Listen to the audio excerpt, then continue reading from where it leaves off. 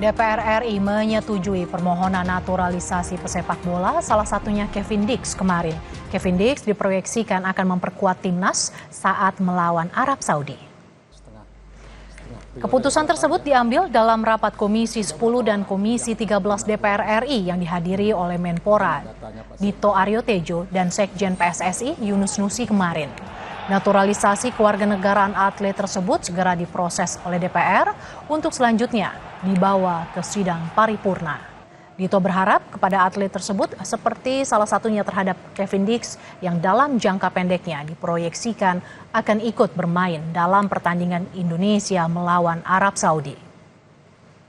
Dengan pendapat dengan Komisi 10 dan juga Komisi 13 terkait dengan permohonan pemberian kewarganegaraan buat Kevin Dix, terus ada Noah dan juga Estella, 3 atlet naturalisasi untuk sepak bola, dan alhamdulillah semuanya kita tuntaskan hari ini, baik Komisi 10 dan Komisi 13 sudah memberikan persetujuan. Atlet laki-laki yaitu Kevin Dix ini diproyeksikan untuk bisa bermain di qualifying Piala Dunia selanjutnya, tapi mungkin target realistisnya adalah saat laga Indonesia bertemu dengan Arab. Kompas Siang masih akan kembali dengan informasi menarik lainnya, tetaplah bersama kami.